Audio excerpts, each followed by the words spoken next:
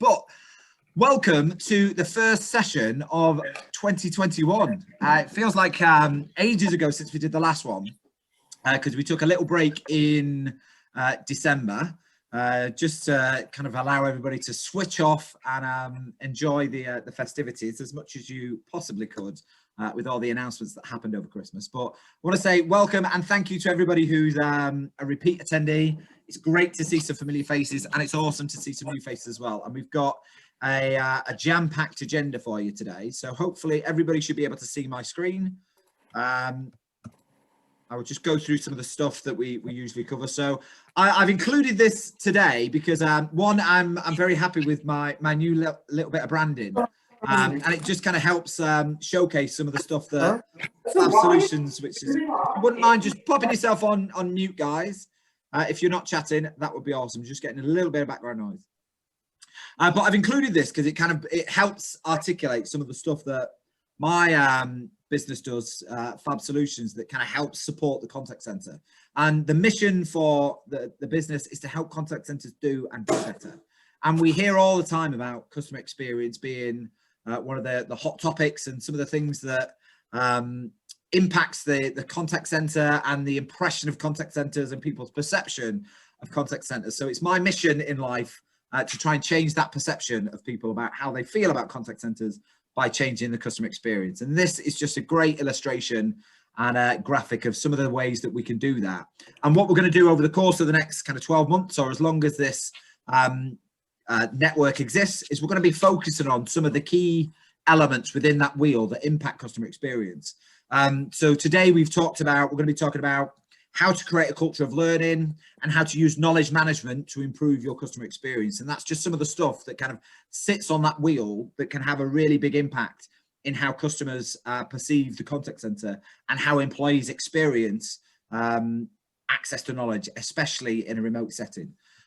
So if I just talk about some of the stuff that we've got, so opportunity now to say hello and network. So again, please do stick your LinkedIn links into the chat and anything that's useful and any insights that you've got that might come out of today's session. If there's any useful links to articles or things that you've seen about knowledge management or training development, feel free to share some of that stuff in the chat so we can share some of the best practice and share some of the knowledge. We've got two awesome speakers who I'll introduce in a second. And then we're going to spend about 40 minutes on that section. And as part of that, I would encourage you all to, if you've got any questions, drop it into the chat and my able assistant, Sarah, will kind of find that, weed it out, drop me a note, and then we'll bring you guys onto the platform so that you can ask your question to either of the two speakers. Or if you want to ask it after the speakers have done their kind of introductions, then we can do that at that stage. We can keep it fairly fluid. There is a little survey I'd like to get all your feedback on, so we'll drop that into the chat a little bit later. And then I'll give you an idea of some of the dates for the next two events that are coming up and the speakers that we've got attached for that. But without further ado, I'm going to introduce the two people that are joining me for today. There's Doran Gower from KMS Lighthouse. And Doran is the Chief Solutions Architect at KMS Lighthouse. He's going to share with us some insights in knowledge management. And then we've got Nathan Dring, who's a man of many hats. The one that he's supporting on today is the head of people development for CCP, but I'll let him introduce himself and kind of other things that he's going to be doing over the course of the next few months. So without further ado, Nathan, I will before I do that, I've mentioned Sarah. Don't be shy. If Sarah kind of asks you if there's any questions, please do jump on that, because it'd be great to get some thoughts and feedbacks from you guys in the chat. Sarah is part of the Mind Advisory Group. And that's a charity that Fab Solutions sponsors, and she is an awesome asset and an awesome help to kind of help coordinate these things. So thank you very much for that. So without further ado, I'm going to let Nathan introduce himself. So if you take yourself off mute, Nathan, I'll hand over to you, and we can start off. There you go. Thank you very much, and good afternoon all. I have to introducing myself, having just seen what Sarah does with mines and saving lives. I feel like my introduction is going to be a little bit pithy now, but nonetheless. So my name is Nathan Dring. As Gary rightly said, I wear a couple of hats. I run my own consulting business called imaginatively entitled Nathan Dring and Associates Limited, which works with organisations who want to get greater productivity and performance through their people. So organizations often say people are our greatest asset, and yet if you follow the money, it tends to go on processes or streamlining something. So I work with clients around that sort of stuff. As part of that, I sit still within a consultancy role, but working with contact center panel, looking after people development. And so Gary has asked me to come along today and talk a little bit around learning culture. My background from a contact center perspective, I was at ASDA for thick end of a decade, looking after learning and engagement within the contact center estate. So there were sort of 42 contact centers globally at the time. And then that evolved into head of learning engagement for Walmart's global shared services function as well. Challenge within that is, whilst I had a huge passion for contact centers, my frustrations were a lot of, and I include ASDA within this, but also a lot of other organizations I worked with were kind of, the contact centers sort of a good enough is good enough. The people in the contact center, passionate about it. The organization that it supported, you know, it was almost well, we need to do that. So kind of a good enough is good enough. And if you've worked in or dabbled in and around the learning and training industry for a while, that sort of reached a little bit of a good enough is good enough as well. So my frustration was this kind of confluence of apathy of just everyone kind of being okay with nothing being ideal, but it's okay what it is. But over the last few years, been able to kind of work more with contact centers who are passionate about getting things right through their people. And so Gary asked me today to kind of tee up a bit around this session, whilst looking at knowledge, and then how can we actually make that knowledge something that people want and use and get after. So that's what I am here for today. For ease, Gary's going to drive in the slides, so I will be doing the occasional, please can have the next slide, so if that reminds you of any local government press conferences you've seen, my apologies for that. Also, I am just 2 weeks after COVID, so I do have a slight tickle, so I apologise. I'll hopefully not be coughing too much as we go through. And it's a good job this is virtual.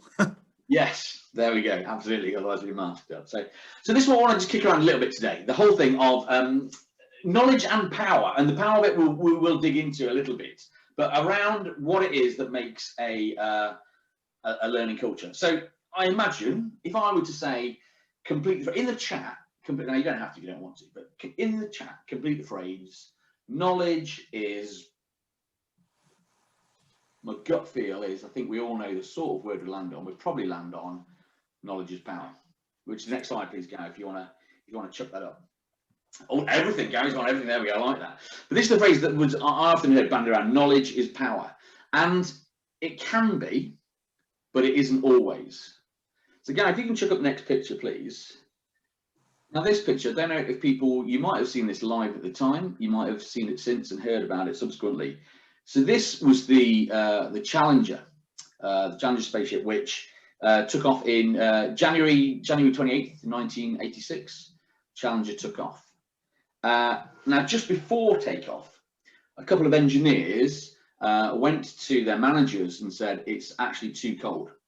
We've gone to about -2, -2.5 degrees before. That's just about okay. But we have these little bit of the kit on the rocket called an O-ring, and we don't think that they will be able to support takeoff in these temperatures. So they had all the knowledge, and at that point the managers had the knowledge as well. But the managers said, you know what, no, we're gonna press on, we're gonna launch. And 73 seconds after launch, we had this. So this was 1986, big investigation obviously into NASA, including a retraining of a lot of the launch day engineers, which is interesting, isn't it? It wasn't that they needed training, it wasn't that they didn't have the knowledge, it's just that the knowledge wasn't being used properly.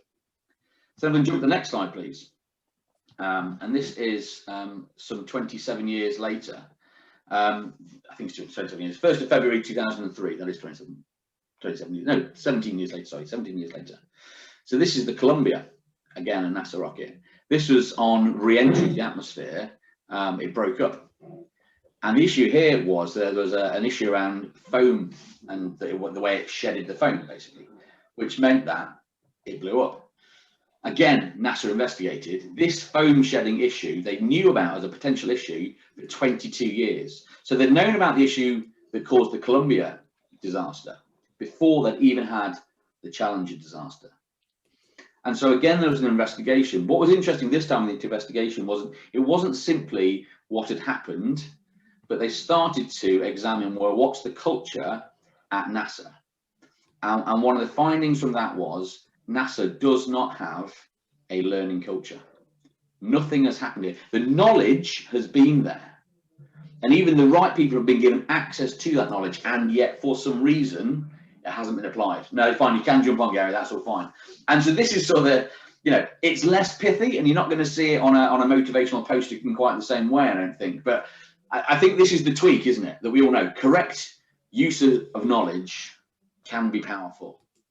And I think if we can hold that, so that when Doran speaks later about knowledge and how we can how we can curate knowledge and have access to knowledge at the moment, at the right time, that's how we can make it really powerful. But we need to have the culture and the environment in which people will seek out that knowledge.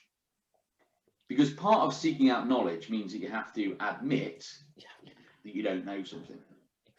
So like a lot of you, I suspect, I'm homeschooling at the moment, which is glorious and exhausting. And my 7-year-old son, I tell him the most dangerous phrase he can come out with is, I know. Because at that point, I try and explain to him, at that point, he has ceased to listen and ceased to learn. He's decided that whatever knowledge he currently has will do him from the age of 7 for the rest of his days. So in order to seek knowledge, we have to admit that there's a gap and there's something we don't know. But in order to do that, we have to have the right culture and the right environment. So we're just going to jump through a few. Now, these slides, by the way, they'll pop up. They are kind of an aid memoir. There's just little kind of phrases, joggers, those sorts of things, just to sort of stimulate. So you might want to just jot some notes. I think this has been recorded, and I have no qualms whatsoever about these shares being handed out. There's a little more than 2 or 3 words on each one, I'm afraid. So what can we do in order to have this safe environment where people will say, okay, I don't know, or I need to know something? In order to admit that vulnerability in their knowledge and understanding, what are the sort of things we can do within the culture? What are the sort of rules that we can have in place?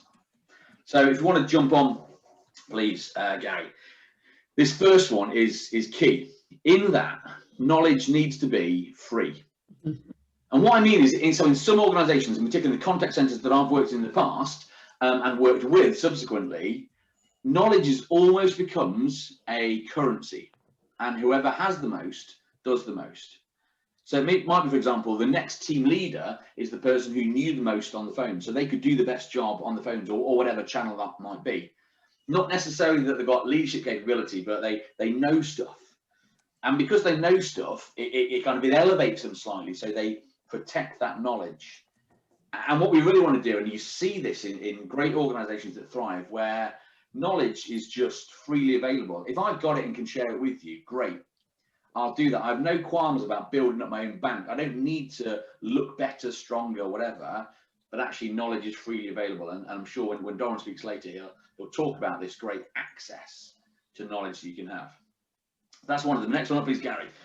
Really simply is this. Mistakes are okay. We have to be in an environment where mistakes are okay. I would imagine that for those of us that can walk at the moment, there will have been a time in our life where we couldn't walk, and we learnt through mistakes. We stood up and we fell, and we stood up and we fell.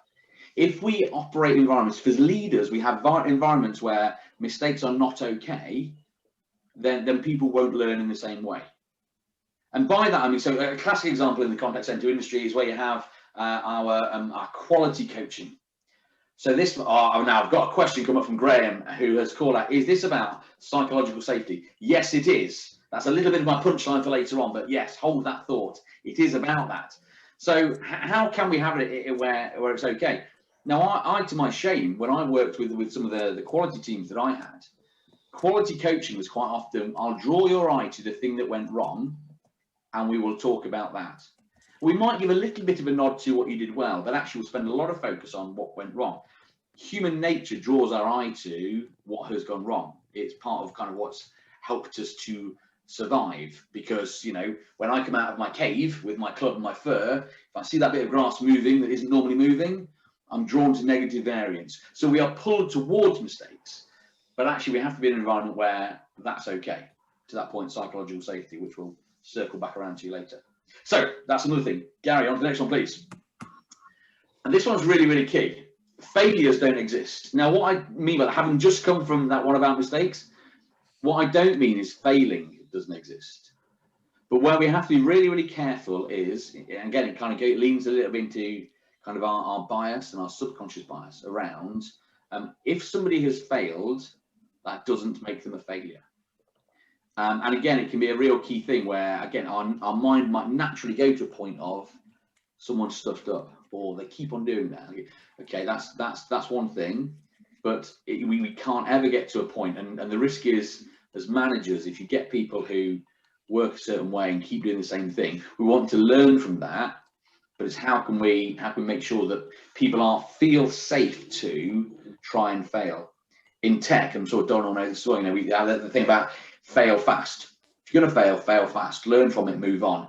But so actually almost that failing, because it breeds learning, is encouraged, but actually we need to make sure that it's something that we do. We can fail fast. So, but without labeling people as failures. So can we jump on to the next one, please? Mm-hmm. There we go. And this is an interesting one. Challenge being welcomed. Now, because quite often challenging people are a little bit irritant. Again, with organisations I've worked with, it's the people who challenge, who try to, well, why do we do this? Can we break the norm? Is there something different we can do? That are sometimes just labelled as difficult people. There's a friend of mine who's head of customer service, and he's moved around varying organisations. Whenever he walked into the contact centre and found the people who were described as like the awkward ones, because they always challenged, so they were the people who immediately gathered for his kind of senior leadership, so the exec team. So they'll respond on behalf of the organisation at an exec level. So when someone used to write to the CEO of Asda, he'd find who are the people that are labelled as, excuse me, the slightly awkward ones, the disruptive ones. Because actually, quite often, they were simply the ones who were thinking more creatively and wanted to come up with new ways, who didn't want to just accept the status quo. So, I seem to have an overlaid screen going on at the moment. That's just so. Again, how can we have an environment where challenge is welcomed? And we'll come on to some stuff around this in a little bit as well. A couple more of these. Valued, not measured. So there's the phrase, I don't know if you've heard it, which is value what you measure. So measure what you value, don't value what you measure. So it's this thing of, do I just measure it for the sake of it? Do I have measurements, and because I've got the measurement, I hold on to that, or I'm actually getting after things that are really valued? So classic one, quality. I've worked in sites, so we measure and we say 85%. That's what we need, right? So we've now got our very clear measure. Great. From a customer perspective, what's the difference between 85 and 83? To articulate to someone writing an email on live chat, what describes that 2% difference and what that really means? And very often people can't articulate it because it's, we've dropped into a subjective space, but they're chasing a number. So what becomes valued is the thing that's measured high overall. So why is it we can make sure that actually what we really value is the right stuff, and it's not simply what is measured? And then again, linked to to what Dora might talk about, I worked with a client a couple of months back where they had brought in a new knowledge management system, and then started pushing data out to the team managers of how often people in their team were accessing the data. And so then it became a new metric of, we expect to see an uptake on this system. And so the whole thing had lost its value because it was around chasing a measurement, chasing a stat. So how can we make sure that actually we just focus on the stuff that matters, what is valued, not just simply what is measured? On to the next one, please. Autonomy is safe. Now, I don't think I've worked in a more regulated and measured industry than the contact centres, where you'll be told, what to wear, where to sit, who to sit next to, when to have a break, what to say, how quickly to answer the phone, your certain phrases within emails, what's your turnaround time, when you go on lunch, when you finish, all that lot. And so actually, how do you create autonomy within that is quite difficult and interesting. It's something we tried to do at Asda and we didn't get through. was we wanted to take the lid off what he'd give us free will. As a goodwill gesture, just kind of leave that over to the staff and just say, if you just give as much as you think is right. But if, if the CEO comes asking, then you've got good reason for the amount you gave. Because what we noticed was people just go, £15 is the maximum, I'll just give £15. I'll just give £15. I don't own this, I don't care about it, I'll just give £15.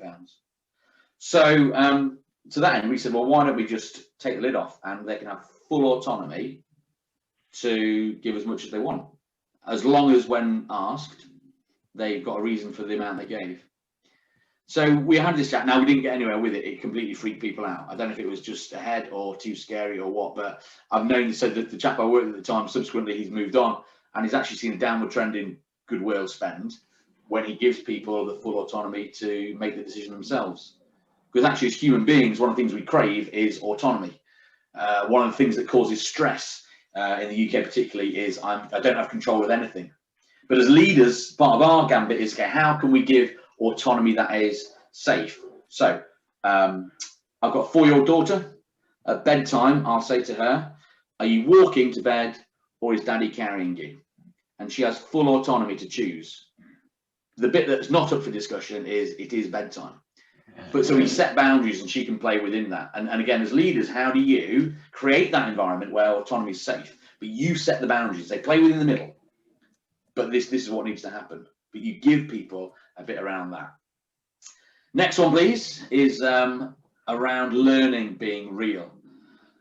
So one of the things, again, that happens quite often is we have training and training programs, and we will have, so what we'll do is we'll do some quite intense training, and actually people will go through it, but won't necessarily learn. So big difference is learning is owned by the individual. I can train you, but I can't learn you. Learning is something you need to decide. But the beauty is actually learning can take place all the time. So how do you create an environment where learning goes on all the time? I'm in every conversation, in every success, in every wobble, in every flat out failure, how can I be learning? And that's where, again, this sort of where we can capture this knowledge and capture what's going on and people share, links back to that knowledge being free, so we can all learn and learn from each other. And then just the last one, which I think I've alluded to constantly throughout, is this thing around actually leadership matters. This is where it is absolutely key. It's not training programs that matter, it's leadership. It's how can you, looking at those things we just talked about, how can you set the environment whereby this stuff actually comes to life? And this stuff isn't just a phrase or a slogan or a belief. This is actually core. If you can put up the next slide, please, Gary, and this goes back to the comment that came in earlier. So this isn't to get into football, by the way. This is just an example. If you know this man, great. If not, this is Jurgen Klopp, who is the manager of Liverpool FC. And there has been a transformation at the club gradually over the last 5 years, which has now resulted in results on the pitch. Less so this season, but last season was they won the Premier League for the first time ever, and the first time winning the top flight in about 30 years. And people said, so what have you done? What is it that you have done in order to kind of create this environment and culture of success, of high performance? And Klopp talks about 4 things. So he said, number 1, there is a plan. There is a clear plan. And I would suggest in a lot of organisations, there is a clear plan. People know what they're aiming for. They don't necessarily know where that plan has come from, but they might know targets, goals, things they're getting after, so there's a plan. The second part of that, then, he said, is people need to know their role specifically, why it matters if they bring their A game or they don't, so that people have a bit of skin in the game, they're invested, they have a sense of purpose, which, like autonomy, purpose is a key intrinsic motivator. He then says, actually, no matter what people do, we are relentlessly inclusive. As a Liverpool FC, we will include people until they choose to count themselves out. We are relentlessly inclusive, which is kind of a nod to that, failing doesn't make you a failure.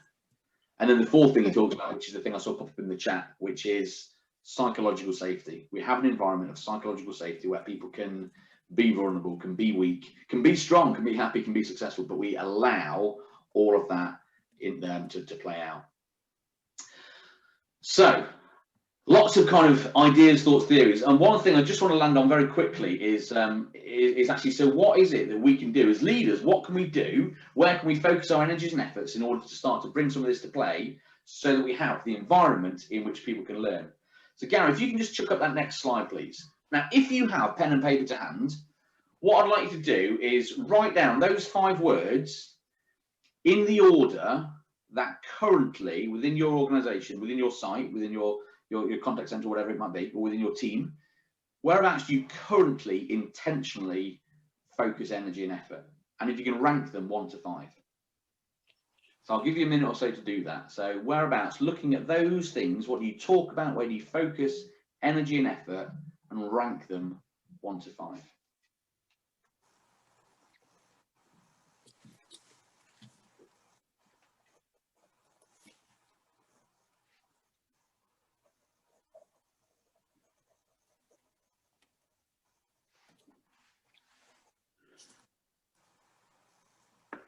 And I'll be really interested now. If into the chat you can just pop what you thought was your number 1. What's the one thing that we put as above all, where we focus our energy, effort, and attention?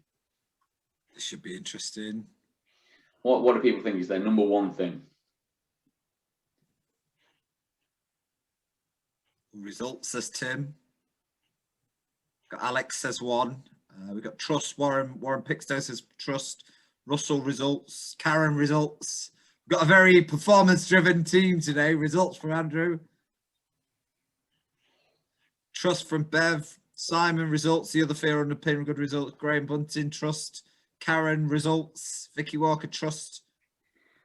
Thanks for it. I'll let that kind of silently dribble away, but I'll just ping. It's interesting. Just jump on to the next slide. What's really interesting is how polarized people are. So this next pyramid model. So this is a chap called Patrick Lencioni, which if someone can chuck his name in the chat, that'd be really helpful. Have a look at it. He wrote a book about in high performing teams, what do we do? What do we focus on? And he said the foundation thing has to be trust, or else we never reach the results. So just to kind of quickly whiz through an example, I'm aware of time. So let's say, so it's Patrick Lencioni, L-E-N-C-I-O-N-I, Patrick Lencioni. And what he said is that, so let's say Gary's my boss, right? Gary asks me to do a piece of work. And I'd be an awesome boss, by the way. I don't think it's the wrong piece of work, the wrong time, or the wrong way to do it. But you know what? I don't quite trust Gary. I don't quite trust that he won't hang me out to dry if I disagree with him. So you know what? Level 2, healthy conflict. I don't disagree with him. I don't call him out and say, that's the wrong thing. And I don't do that because I don't trust him. So then what happens is, well, I'm not really committed to this thing. So I'm not going to give it my all. I'm certainly not going to put in any extra effort because I'm just not committed. And then the whole thing starts to wobble and it doesn't really look like we're tracking where we need to. And at that point, I just take a big step back, point at Gary and say, well, it was his fault, it was his idea. But I wasn't ever committed to it. And I certainly didn't challenge Gary because I just didn't trust him. So surprise, surprise, we never quite land on the results we're looking for. So this is where I'd say, and this is a key thing, and that's why it's really interesting to see where we intentionally focus energy, efforts, and it'd be really interesting to kind of kick around about, so what are the activities we do that demonstrate to our people, to our teams, that actually trust matters more than results.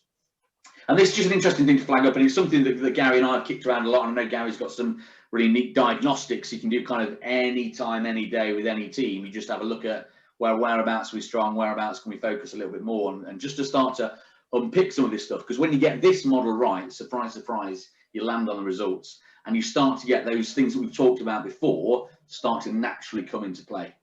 And when you start to get that into play, then guess what? Knowledge is really powerful and it's applied the right way, and your service experience, your productivity, your people, all the good stuff that we know we want starts to come about. That was my whistle stop, because I'm aware we only have an hour and I've probably robbed a couple of minutes more than was given me. But no, that was very interesting, that, Nathan. Thank you very much. I think there were a couple of questions. I'm just going to ask Vicky Walker to take herself off mute and ask your question, and then Warren Pickstone, if you can prime yourself next to ask your question. So Vicky, ask your question, and I think it will feed nicely into Doran's presentation as well. So Vicky Walker, over to you. Yeah, hi Gary. So I'm currently a development officer for a large council, and the director is very, very obsessed with measures as opposed to focusing in on the positivity of the team and some of the smaller, what he sees as smaller areas. And I'm just wondering how can we get around that? Obviously, when you've got a leader who doesn't want to be convinced. Interesting. Nathan? If they don't want to be convinced, then that's a very difficult thing. I think a really powerful thing around this, there's a which I heard a while back ago. So the metric side of things very much accesses the logical part of your brain. So I can know my target full well, but that is just purely logical. But what actually drives my behaviours, whether or not that happens, is my emotional centre. So if I were to, and you know, this has been recorded, but it won't be passed on. If I were to ask people, just a quick flash of hands, if you've ever driven too fast on the roads of our fair land, even though you know what the speed limit is, I imagine there'll be a few hands going up. I'm not going to judge you. I'll put my hand up first. I've done it. Right. Now here's the interesting thing. Logically, we know what a speed limit is. Not only that, we have big red signs or big red circles telling us what the speed limit is. As well as that, we have live data on our performance versus that metric. Everything logical is in place, and yet we speed. Why is that? Because behavior is driven by emotion more than it's driven by logic.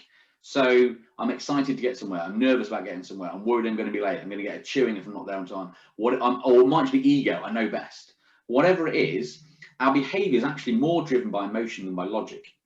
So from a leader point of view, if I want to hit the logical bits, great, good for you, but you are never going to hit there. You're never going to land on it all if you just focus on the logic, because actually you're only tapping into that 20–30% of human capability by just focusing on what's logical. Good point. Vicky, does that answer your question? It does indeed. And I was just wondering, is there anything in terms of there'll be reports that have to be written in terms of some of the ideas that I want to put forward? Do you have anything in terms of stats? I'm gonna ask Vicky, because when Doran does his, I think he'll share some really good stuff that might help. Keith, if you wouldn't mind sticking yourself on mute just for a second. Awesome. Right, Warren, I'll leave you for the final question, and Doran, I'll get you to tee yourself up for your section of today's presentation. So Warren, ask your question, and then we'll move into Doran.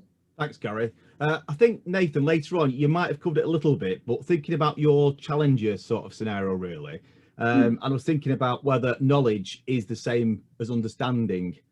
So basically, many serious incidents have occurred because people have had the knowledge, but not necessarily the understanding. For example, there was a serious incident in Mexico where they tested the employees afterwards, and they all passed. They all knew what thermal shock was. Unfortunately, they didn't know what that meant, so they couldn't understand how it was caused. Their actions caused hundreds and hundreds of people to die. So the question is really the difference between knowledge and understanding. Is it the same? I think yeah, you're right. I think so. That's kind of why my sort of nod to that was in a different way. It was like that whole thing about making sure learning is real. So as in, I can have the knowledge, but how are we applying it and how are we knowing it? It's the phrase, isn't it? You know, knowledge is knowing that a tomato is a fruit. Understanding is not putting it in a fruit salad, or kind of words to that effect, isn't it? So I think you're absolutely key. But again, that will quite often people can know stuff, but they don't.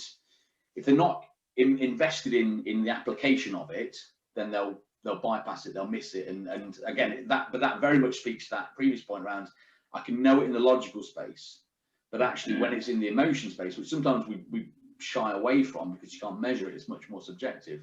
But actually that's when you start to see it happen. So, and from a knowledge down to kind of application, there's quite you're going to apply any sort of metrics across learning. There's a chap called Kirkpatrick who talks about the 4 levels of learning. So there's your classic happy sheet of, yes, that was fun, I liked that. Then you've got the whole thing around actually it was good quality, I know stuff. Then it's around I apply the stuff. And then the 4th layer is there's a positive impact as a result of that application. Yeah, thanks, Nathan. When I drafted the question, you hadn't got to that point, but yeah, totally understand it and very interesting. So thanks very much. Good stuff. Thank you. Awesome. Some great questions there. Doran, I'm going to hand over to you. You have control. Thank you very, very much. And what I'm going to continue what Nathan was kind of bringing on and edging towards is, how does the technology and knowledge management as a tool play into that whole process and ensure that anybody that needs information can get there? And also, why is that important for business continuity? And that's an area that everyone has seen, both from business continuity, but just generally life continuity over the last few months with the amount of changes and adjustments that we've all needed to make. So if we're talking about knowledge management, what is the challenge that knowledge management is coming to help resolve? And if we're looking at it on a very high level, we can break it down into these three areas. That within organizations, there's a lot of knowledge and it's very difficult to get to that right answer. So not just being able to find the right document when I search, but being able to find that paragraph, that process, that number that I need to continue to resolve what it was that I was looking for. And if we take a look at the picture that we have in the library, it could be that we go through every book in the library to try and get the answer and knowledge that we need. And we probably will get the answer if we go through every single book, but it's going to lead on to the second point, but it's not practical, but it's going to take us a long time. But also right now, many of us are working remotely. We're not able to go to the office. So we can't even get to the library in the first place. So how is it that we can make sure that anybody that needs knowledge, needs an answer, needs a process, can get there quickly and easily? And then the third component that's really critical for knowledge management is leveraging that knowledge for the right persons, the right audience. So that could be internally within an organization. So say a sales team or a technical support team needing their specific world of knowledge to be available and not being overloaded with information that's not relevant for their tasks and activities. And of course, externally as well, when we have that set of knowledge that we want to be available for self-service for our end customers. So making sure that you have advanced authorization controls to segment which teams need which pieces of knowledge. And then generally speaking, what is the kind of knowledge that is part of a knowledge management solution and deployment is those generic company details. So not the customer specific information that will be stored in the CRM or the ticketing system. So the identifiable details like the customer's name and their address and which products have they purchased, for example. The knowledge base is all about that generic company information, the plans, the processes, the procedures, the products that are on offer, and having that all available in one tool that can be readily usable and consumable. And then how does that fit in and connect to other different channels? So one of the key areas that organizations have been struggling with more so recently, as some of these channels are new, but one of the key and central challenges is making sure that whatever touch point a customer is reaching out from, they're getting the same accurate and consistent answer. So whether the customer is calling in and speaking to an agent in a contact center or going through a digital channel, so that could be an FAQ part of a website, a self-service portal, it could be through an interaction with a virtual assistant, or it could even be through an IVR or a voice assistant, or meeting face-to-face in shops or branches, but making sure that whoever needs knowledge from the customer side, they're getting the same answer regardless of the touch point. And for many organizations, that's not really a reality. But for these three different touch points, there's 3, 4, 5, 6 different systems that are managing those FAQs, the questions and answers, the knowledge. And that means at best, the situation is that an organization is duplicating those efforts. And at worst, they're making mistakes, that one area is updated and the second area is not. So the customer gets conflicting details and they don't know that they can rely on a channel. So they feel, look, I'm going to call in every time because I can speak with somebody and feel confident that they're giving me the right answer, as opposed to going on the FAQ part of the website, which is less regularly updated. So it's all about ensuring that there is that confidence and consistency across all these different touch points. And then on top of that, these two circles on the right-hand side. So supporting teams that are part of the distributed workforce, so technicians, sales agents, maybe construction workers that need access to the different processes to do their jobs, and supporting teams and employees that are working from their offices and home and not sure when they're going to be in either location. Right now, everything's a bit up and down. We're not sure when's the lockdown going to end, if there's going to be another lockdown after this, and making sure that all employees are able to do their jobs from whichever location they may be. And knowledge management is really critical, and this is why we joined it together with that business continuity, that making sure that all of the knowledge, how to use different tools and systems, how to see details about the HR processes, how to know how I can do my job as an employee is available to me through the knowledge management system. And what we're seeing from organizations is that that's super critical, because right now we're working without our support network. We don't have that colleague that we can tap on the shoulder, or in the contact center shout across the room, which is the traditional high energy environment. So without that kind of interaction available, employees need to be self-sufficient, that they can be able to do their jobs and know the knowledge about how to use the different tools and systems that they need to work with, but also how to share the right information and answers to customers. And if we kind of zoom out a little bit more, where does knowledge management fit in terms of the landscape? And knowledge management can really be broken into these three categories. So the first category is that organizations and enterprises, they develop homegrown solutions. So this could be that they're taking a platform and customizing, investing very heavily on its design, on its functionality, a lot of coding, a lot of programming, and it's fitting the specific needs of the organization. And that maybe works for a period of time. But what we're seeing from experience and discussions with organizations around the globe is that over time, that relationship between the IT and the business team who set out the initial objectives and purpose of the system, that grows wider and wider over time.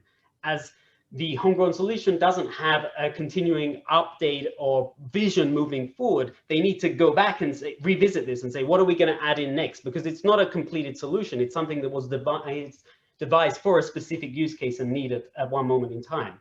And we're seeing that organizations, they get to a point where the business administrators, they don't want to speak with the IT team, or they think, you know, I can't be bothered to ask for a change for the way that this page looks, or to add a new feature or function. Let's just stick with it as it is and carry on. And it means that there's a very big delay, as well as not having a future roadmap moving forward.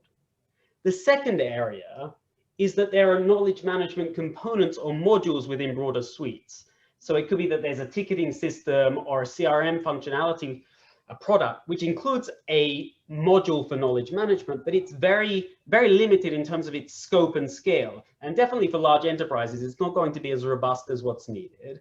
And having that flexibility to be used outside of that platform. So connecting the knowledge into another organization's chatbot, to connect that into another organization, another third-party IVR solution, for example. So once you're tied in with the broader suite of products, you lose that kind of functionality and that ability to separate your knowledge for different use cases. And then the third area, which we refer to here as dedicated knowledge management software, or Forrester referred to as specialist knowledge management solutions, is where there's a company that's focused on knowledge management. And this is what we do, at least from our side, from KMS Lighthouse, that everything that we develop from a technology standpoint is all around knowledge management, both from the technology, but also from the methodology. And that's really key, because this is kind of the focus. What do we want to improve from experiences? What are we updating? What are we moving forward with developments and future improvements? It's all around this world of knowledge management. I think also important to mention with knowledge management, where are those areas that knowledge management is having an impact for organizations? So here we've broken down some of those areas that we've seen from our experiences, and I'll also explain some more generic ones as well. And the experiences from knowledge management in terms of those metrics, the KPIs, the values, they can be broken down into quantifiable and non-quantifiable. So some of the quantifiable areas are training on and onboarding, making sure that any employee from an organization can get to the knowledge that they need quickly and easily, and it's in a consumable format. So knowledge management is all about having small chunks of information that can be used during an interaction, for example. So small components, rather than having a document that's 20 pages long with a small scroll bar on the right-hand side that you're moving down, making it broken down into smaller areas that can be readily used and consumed and understood, and giving you the confidence that I know as an employee, what will I see when I open up my next article? having that safety and that feeling that, okay, when I look at another article, it's going to look like this, and I can feel comfortable opening it, even if I've never seen it before. I know what's going to be its structure, what's going to be its breakdown. And this leads to really big impacts, including reductions of 50% and even more of the onboarding and training time. A second area that's also really critical is reductions in handling time, as users can search and find what they need quickly and easily, can move between the content and articles in a usable, consumable manner. A third area that's also really critical when we're looking at those quantifiable parts is the error rate, first call interaction or first call resolution, first interaction resolution rates, making sure that everyone's looking at the latest and accurate information. So this is an area that Nathan was also bringing up at the beginning. A lot of organizations are facing a problem that they're sharing out updates about new procedures that need to be followed, and they're sending them out via email. And then say, Gary, you're saving version 7 on your desktop, and I'm saving version 11 on my desktop, and Nathan's looking at version 23 in his email. And each one of us, we're totally confident that we're looking at the latest and live information because this is the document, this is what we found. But there's no way of making sure that that's applied throughout the organization. And knowledge management gives that flexibility, that everyone's going in and looking at the latest live information. And then two other of the areas that are kind of those softer or the non-quantifiable. So user satisfaction, making sure that everyone can get that flavor and experience of enjoying finding the knowledge, making sure that it works. So feeling comfortable, having that ability to engage with the content through ratings, through feedback, sharing ideas and suggestions. And also one of the key areas of knowledge management, at least from my perspective and from KMS Lighthouse, is making sure that all the content is broken down into small sections that can be used and consumed, but also updated and maintained through business processes. So not requiring any coding or programming for updating and maintaining the knowledge. And if we take a look at some of those broader benefits, so this is a table that Gartner prepared regarding knowledge management. And you can break down into these tangible and intangible benefits. So we've spoken about some of those with respect to the knowledge-based access for call center agents, with a reduction in time and reduction of errors and being more productive. But there's also these intangible areas, that making sure that information can be easily shared out. So it's not necessarily that you can quantify how difficult and how much easier it is to share the information, but the value of making sure that everyone is aligned is really critical. Credibility, making sure that everyone is sharing what's correct and accurate from an organization, and then having consistent responses, that you're sharing the same message, everyone is speaking from the same page. And then there's other areas where knowledge management can be integrated into third-party tools and systems, like a web chat. So the benefits of having knowledge management and having a web chat generally is that you can handle multiple interactions at the same time. But by having the knowledge together there, you can make those interactions quicker as the knowledge is available, and you can reuse this and make sure that these are the right answers that are shared, rather than typing out that message again and again each time. And that ensures that you have this consistent response with all of the knowledge that's being shared over. You're making sure it's the language that the organization wants to use as well. And then a couple of other areas that we also see: interaction with virtual assistants, again, building on these same kind of benefits that we've mentioned, and then having a web portal for self-service. So the ability to serve multiple different channels by having that one centralized knowledge base, leveraging authorization controls, so different teams are seeing exactly which sets of information that they require.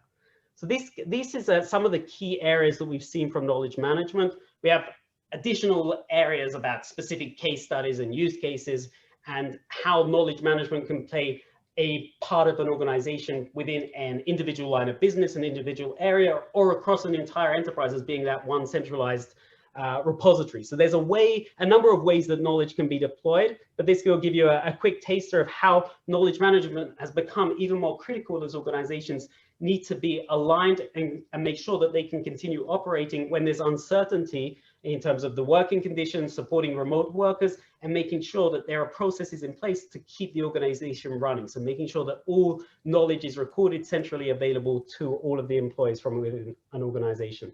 So thank you from my side for giving me the chance to share a few ideas that we've seen from knowledge management. Awesome. And there's some interesting stuff that's come out there. I think Andrew Langridge was saying there that customers not having to repeat themselves have transferred is key here. And I think that's a really kind of key point. I talk about knowledge management being the tool that can help improve your employee experience. And we talk about customer experience in the contact center a lot, but quite often employee experience is the one that's kind of left to the wayside a bit. So I think that's a really interesting point. Any specific questions for Doran? Feel free to drop them into the chat now. I'll see if there's any specific ones that came up. But yeah, I think Matt had a question, Matt Tingate, in terms of there's potential customers integrations to a KMS solution being a priority. Why do you think that question has become more prominent over the last 12 months in terms of integration into other systems, Doran? Yeah, this is an interesting topic, and one of the areas that we've also seen from research that's been done by analysts, particularly on Gartner, that a lot of organizations, say 2, 3, 4 years ago, they went on the journey of a chatbot, and they not necessarily had a plan of what they wanted the chatbot to do and what problem the chatbot was looking to resolve. They wanted to deploy a chatbot, and from that experience, they came back and what are the results? That it's not really doing anything. It's not really improving customer experience. And one of the key conclusions is that if you don't have these integrations, if you don't have one centralized repository, you're going to make mistakes. There's going to be gaps between the different channel responses. So integrations on that sense of making sure that you have one knowledge base underneath that can support different channels is really critical. We're also seeing an increased demand from organizations with connections into ticketing systems or CRM. So making sure that you can have that one knowledge base available for the team that's working in the ticketing system. So for example, a team that's working in Zendesk, that they can leverage that knowledge right away.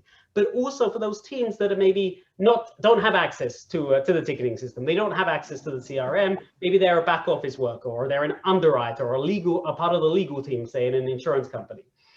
But making sure that even those people that don't have access to the CRM, they can access the knowledge. And the people that do, they can access the knowledge in an integrated way. So making sure that anything that can be done to simplify and make more proactive approaches to knowledge. So when you have an integration, then you have that ability that you can present relevant knowledge based on the case that's being viewed, or based on the details that are shared by a customer in an IVR flow before they're speaking with an employee, for example. So these integrations give you the best of both worlds, having that customer centralized information as well as the knowledge available, and then proactively pushing that and sharing that with the team. Great point. Thank you very much. I'll let you stop your share. Go for it.